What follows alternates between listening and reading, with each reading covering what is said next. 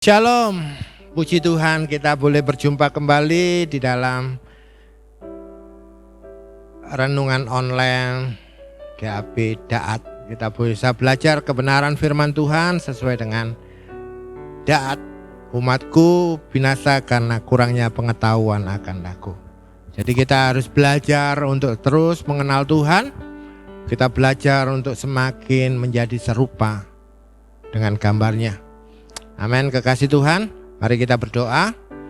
Bapa, kami bersyukur akan kasih setiamu yang senantiasa menyertai kami, sehingga pada saat ini kami boleh kembali bersama-sama untuk belajar kebenaran firman-Mu, pengurapan-Mu atas setiap kami dan para pemirsa yang mendengar dan melihat acara ini Tuhan. Kau memberkati, mengurapi, membuka hati kami untuk mengerti kehendak dan rancangan Engkau dalam hidup kami. Di dalam nama Tuhan Yesus kami berdoa, kami serahkan Tuhan acara ini dalam tangan kuasa-Mu yang penuh kasih. Dalam nama Tuhan Yesus kami berdoa. Haleluya. Amin. Shalom kekasih Tuhan, kita kembali bersama untuk kita belajar kebenaran firman Tuhan.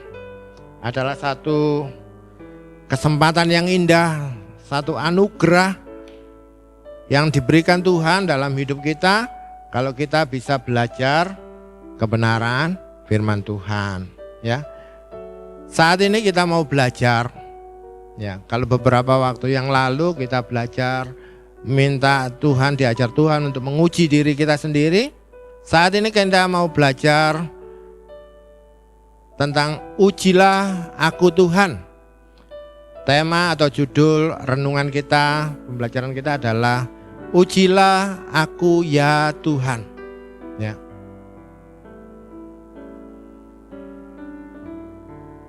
Kita seringkali menjadi guyonan, ya, kalimat ini, ya. Kalau boleh saya nyontoh para juri di dalam X Factor atau The Voice, ya. Juri katanya sombong amat gitu, ya, katanya. Minta Tuhan nguji seberapa kuat, seberapa suci kamu gitu, ya.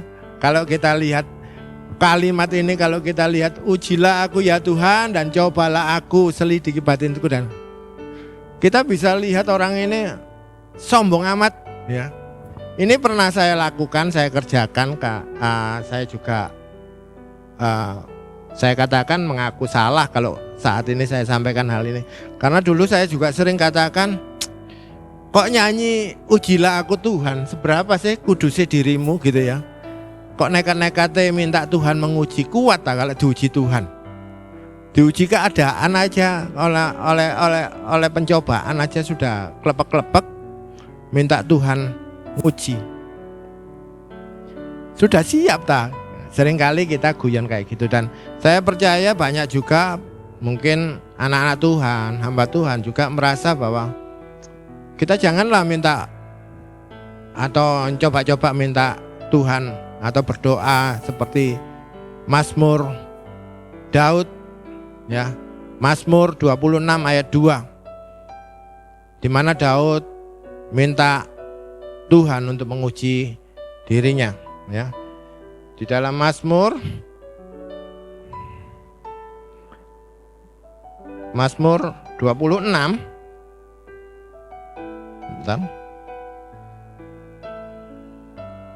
ayat 2 dikatakan, ujilah aku ya Tuhan dan cobalah aku, selidikilah batinku dan hatiku.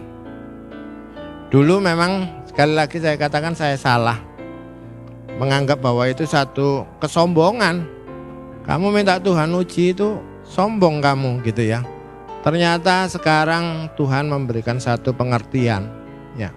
Ternyata yang dimaksud Daud adalah satu kebaikan, ya. Satu kebaikan di mana ada ketulusan dan kerendahan hati yang terkandung di dalam doa, di dalam permohonan Daud ini. Dan kita malam hari ini kita mau belajar. Kita mau belajar tentang bagaimana Daud bisa berkenan di hadirat Tuhan, di hati Tuhan. Seringkali juga kekasih Tuhan, semua orang Kristen, gereja, pendeta, pengurus gereja, dan semua umat Tuhan seringkali mencari perkenanan Tuhan. Mencari bagaimana kita bisa hidup dan berkenan oleh Tuhan. Ya. Ini adalah tantangan, maka kita perlu sekali belajar. Kita seringkali mencari, jelas-jelas mencari apa ya aku bisa diperkenan oleh Tuhan. Karena kalau kita memperoleh perkenanan Tuhan, satu anugerah, kasih karunia yang lebih lagi, saya katakan gitu. Kita sudah mendapatkan kasih karunia dengan kematian, dengan pengorbanan Yesus, itu satu karunia. Kita diselamatkan, kita memperoleh keselamatan, satu karunia. Tetapi pada waktu kita diperkenan, pada waktu kita masih hidup dan kita diperkenan oleh Tuhan, itu satu luar biasa. Ya. Kita tahu Daud tertulis dalam Kisah Rasul 13 ayat 22. Di sini dikatakan Rasul Paulus menceritakan kembali bagaimana kisah Daud ini. Setelah Saul disingkirkan, Allah mengangkat Daud menjadi raja mereka. Tentang Daud, Allah telah menyatakan, Rasul Paulus dengan jelas katakan, tentang Daud Allah telah menyatakan, aku telah mendapatkan Daud bin Isai, seorang yang berkenan di hatiku dan yang melakukan segala kehendakku. Seorang yang berkenan di hatiku dan yang melakukan segala kehendakku. Kekasih Tuhan, alangkah bahagianya kita, saya dan saudara-saudara kekasih Tuhan yang lain, pada saat Tuhan itu bangga dengan kita. Aku dapatkan hambaku, kekasihku, anakku yang berkenan di hatiku. Yang berkenan jelas sekali yang pernah saya baca di Alkitab itu Tuhan Yesus. Inilah anakku yang kepadanya aku berkenan.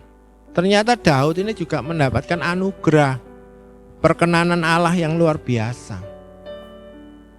Ya. Jadi ada sesuatu hal yang menyenangkan hati Tuhan yang dikerjakan Daud. Ya, sekali lagi ternyata melalui doa permohonan Daud itu ada satu kerendahan hati dan ketulusan yang dikerjakan Daud. Ya, bukan kesombongan karena dia sudah melakukan, karena aku seorang raja, aku seorang nabi, aku sudah banyak melakukan kegiatan-kegiatan. Bahkan aku raja yang tidak bisa salah, selalu benar. Ya. Bahkan Daud itu sebagai raja juga pernah melakukan tindak kejahatan A1, saya katakan, pembunuhan berencana, sangat keji. Tetapi kenapa ada perkenanan? Ya, ternyata ada satu hubungan yang sangat luar biasa di dalam Daud. Ya, dalam peristiwa Mazmur 26 ini Daud mengalami satu peristiwa yang sangat genting dalam hidupnya. Bagaimana segala tindakannya mulai dicemooh, mulai disindir, mau banyak orang menantikan kejatuhannya dia, bahkan banyak orang mau fitnah dia, banyak orang meragukan ketulusannya terhadap Tuhan. Kasih Tuhan, betapa seringnya kita dapatkan bully, kita dapat olokan, ketulusan kita, kerendahan atau ketulusan kita melayani Tuhan juga diragukan oleh orang-orang di sekitar kita. Maka perlu sekali kita minta, ujilah aku ya Tuhan. Ya, kita bisa belajar dari Daud. Ya, kita belajar bagaimana dia bisa merendahkan diri. Dia merendahkan diri di dalam ketulusannya. Dikatakan di dalam Daud, dia memulainya, berilah keadilan kepadaku ya Tuhan. Karena begitu banyak orang menantikan kejatuhannya, banyak orang memfitnah dia, banyak orang mengolok dia. Ya, sebab aku telah hidup dalam ketulusan. Dalam ketulusannya dia minta Tuhan untuk memberikan keadilan di dalam hidupnya. Kepada Tuhan aku percaya dengan tidak ragu-ragu. Ya. Ujilah aku ya Tuhan dan cobalah aku, selidikilah batinku dan hatiku. Ayat 3 dikatakan, sebab mataku tertuju pada kasih setiamu dan aku hidup dalam kebenaranmu. Ya. Daud jelas sekali katakan, sebab mataku tertuju pada kasih setiamu dan aku hidup dalam kebenaranmu. Jadi doa ini bukan hanya sekedar doa, tetapi Daud bermohon dan Tuhan periksa aku, ujiin aku, selidiki aku, tembusi hatiku. Tembusi aku Tuhan, hatiku yang terdalam. Ya. Sehingga engkau bisa melihat apa yang ada di dalam hatiku. Kita perlu sekali seperti Daud punya ketulusan dan kerendahan hati, minta Tuhan menyelidiki kita. Seperti kita ketahui hati kita kadang-kadang menipu kita, liciknya, defend kita, pertahanan kita untuk mempertahankan harga diri kita, mempertahankan reputasi kita. Seringkali kita tidak bisa, maka perlu sekali kita minta pertolongan Tuhan. Kadang-kadang menguji diri kita sendiri itu kita tidak mampu, maka perlu sekali Tuhan turut campur tangan. Daud ini merasa bahwa dia walaupun sebagai seorang raja, tetapi dia juga mengalami satu pemahaman, pengertian bahwa dia seorang yang penuh dosa. Dikatakan bahwa aku dikandung oleh ibuku di dalam kandungan yang masih dalam keadaan berdosa. Dalam kandungan aja sudah berdosa di Mazmur 51. Apalagi kita ini. Kita juga menyadari diri kita. Karakter dosa, sisa-sisa dari tabiat dosa yang masih melekat itu. Perlu campur tangan Tuhan untuk menyelidiki kita, untuk menguji kita. Nah. Sebentar Pak. Menguji itu gimana Pak? Kalau Tuhan menguji kita, seringkali kita katakan kalau kita dapat masalah, ada orang mendapat masalah, dapat ujian, sakit penyakit atau problema sesuatu masalah, dikatakan waduh itu ujian dari Tuhan. Benarkah itu ujian dari Tuhan?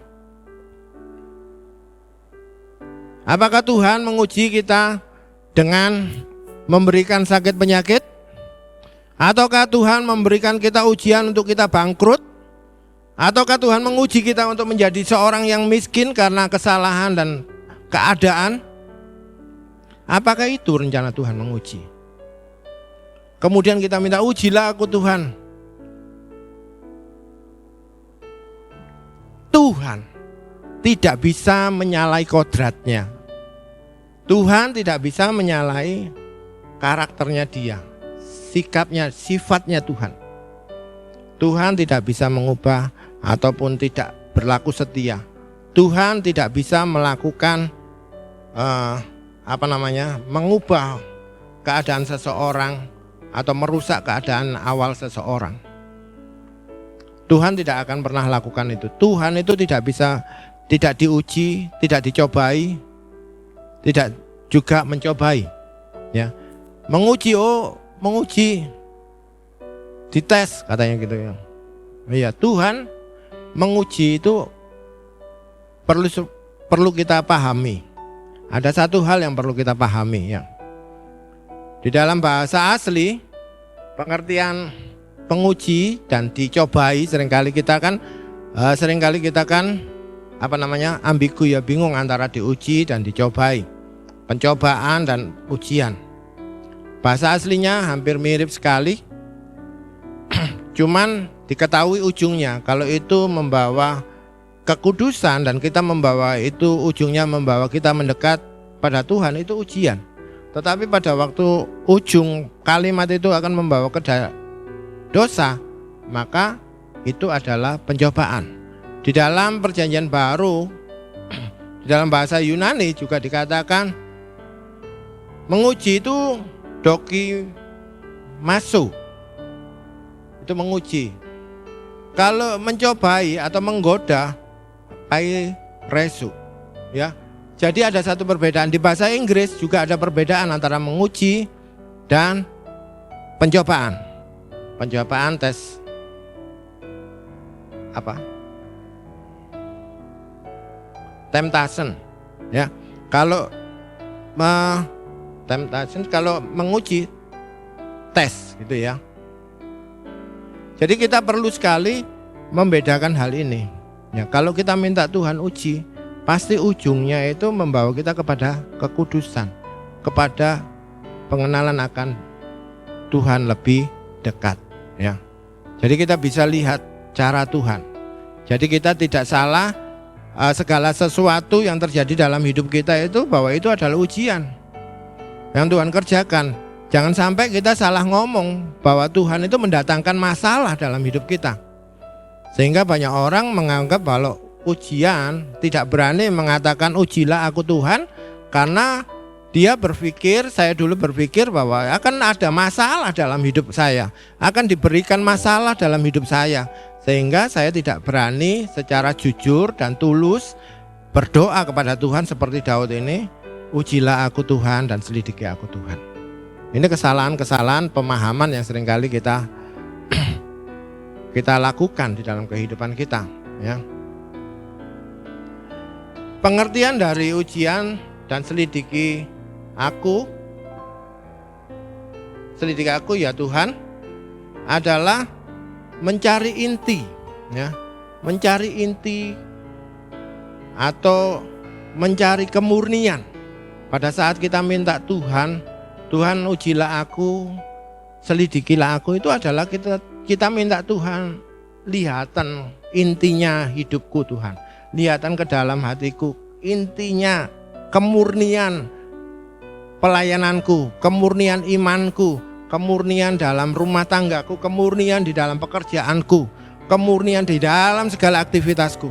Lihatan dan selidikan Tuhan, bahasanya gitu ya.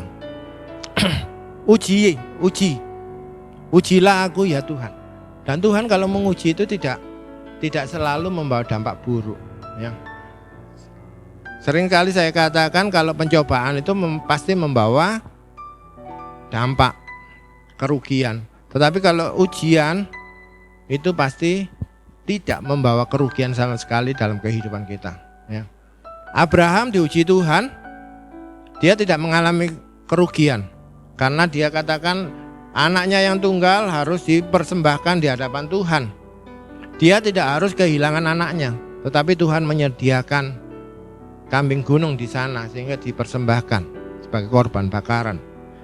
Kalau Tuhan melakukan ujian, dia tidak akan membawa korban. Kalau iblis menguji, pasti membawa dampak yang luar biasa, ya. Dalam pengertian ujian, menguji selalu berhubungan dengan kualitas. Pengujian itu selalu berhubungan dengan kualitas palsu, asli atau tulen, ya. Murni atau tidak murni itu ujian. Iman kita diuji, itu diuji kemurnian iman kita, inti dari iman kita. Iman kita itu palsu atau enggak, seperti yang dikatakan di dalam Matius itu ada pengikut palsu, ada hamba Tuhan palsu, ya. Jadi iman mereka palsu. Jadi menguji itu berhubungan dengan kualitas kita, kualitas hidup kita, kualitas iman percaya kita, kualitas pelayanan kita, itu yang diuji, ya, menguji. Kalau mencobai atau menggoda adalah tindakan. Menguji itu tindakan mengubah agar kualitasnya yang semula berubah. Pencobaan itu membawa kita untuk berubah. Iblis mencobai Yesus supaya Yesus gagal mentaati kehendak Tuhan, ya. Iblis mencobai Yesus supaya Yesus gagal di dalam pelayanannya.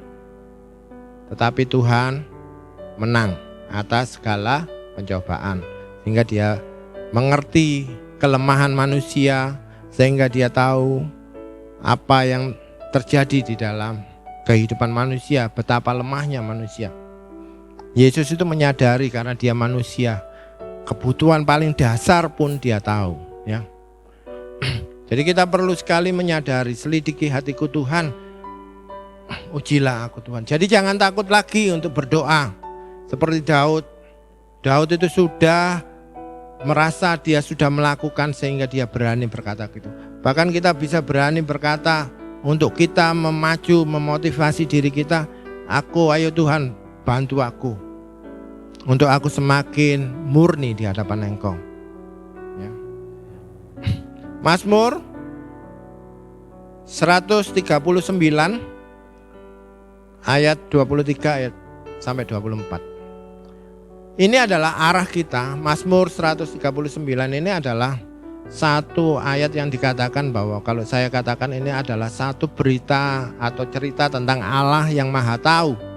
Allah yang Maha Tahu, yang sebelum dunia ada sampai yang akan datang, dia lebih tahu lebih dulu.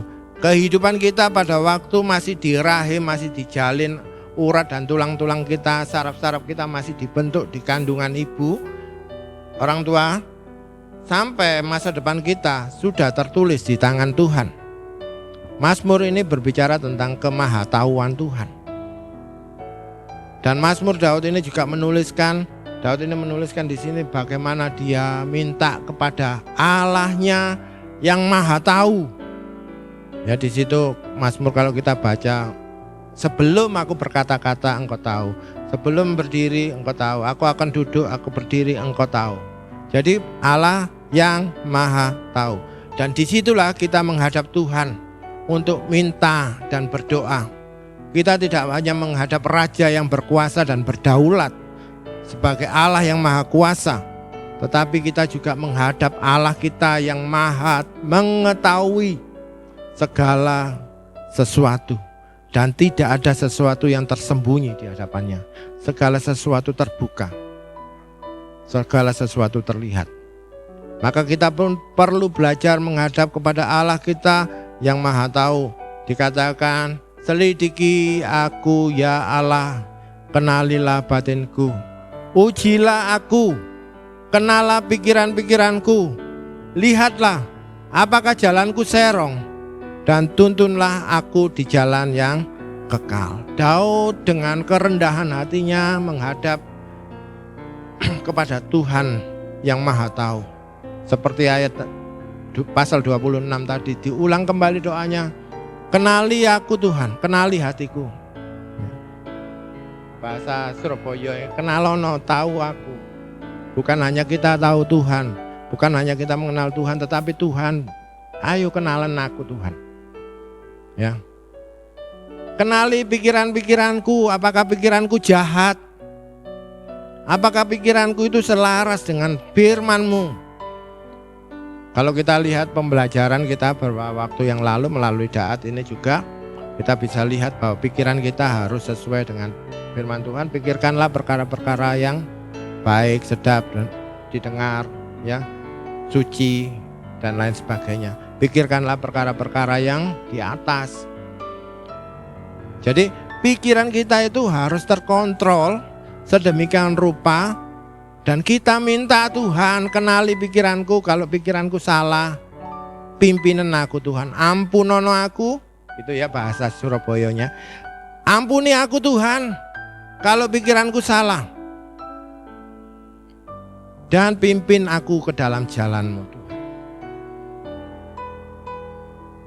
Lihat hatiku, kalau hatiku serong, hatiku mulai memuliakan sesuatu melebihi Engkau Tuhan, menjadikan segala apa yang ada sekitarku menjadi berhala bagiku. Aku memujinya lebih daripada Engkau, aku mengasihinya lebih daripada Engkau. Ampuni aku Tuhan. Ya.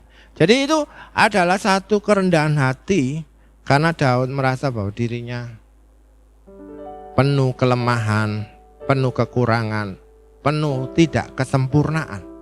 Kita juga bisa belajar dari sini. Kita bisa belajar melalui Daud ini untuk minta Tuhan selidiki aku ya Tuhan, supaya kita beroleh tuntunan dari Tuhan. Kita dituntun ke jalan yang menuju kepada kekekalan. Jalan kebenaran. Karena tanpa pimpinan Tuhan, tanpa kekuatan dari Roh Kudus, tanpa kekuatan Tuhan yang ada di dalam hidup kita, menyertai, mengubah kita, mengoreksi hidup kita, mendorong kita untuk berubah, membuang segala kejahatan yang ada. Mungkin ada iri hati, kebencian, dengki, harus dibuang. Itu hati kita harus dibersihkan. Kenalah hatiku Tuhan, karena hati itu adalah sumber kehidupan. Dari hati itulah terpancar kehidupan yang harus dibersihkan.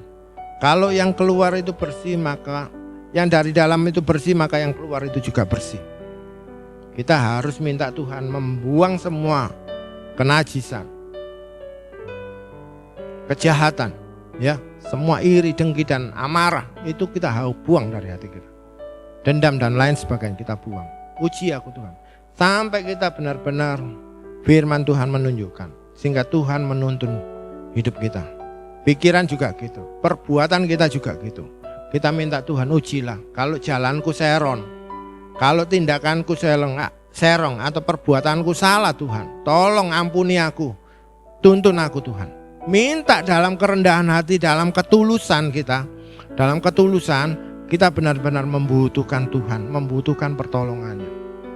Bukan dengan kesombongan yang pertama kali saya anggap, tetapi ini kita benar-benar mau belajar ketulusan kita di hadapan Tuhan, kejujuran kita di hadapan Tuhan, di hadapan Allah yang Maha Tahu, yang tidak ada sesuatu yang tersembunyi. Percuma kita bohong, percuma kita menutupi diri, percuma kita melindungi diri kita dengan segala atribut yang kita punyai, yang kita bisa bangun. Karena tidak ada yang tersembunyi di hadapan Allah.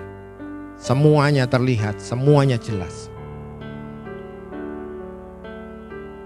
Ya, mari kekasih Tuhan, kita ubah hidup kita di dalam ketulusan dan kejujuran di hadapan Tuhan, dengan melibatkan Tuhan, melibatkan Roh Kudus di dalam hidup kita untuk membimbing kita, menyelidiki kita, menyempurnakan iman kita, menyempurnakan hidup kita, sehingga kita benar-benar sejalan, seturut dengan kebenaran firman Tuhan, selaras dengan surga.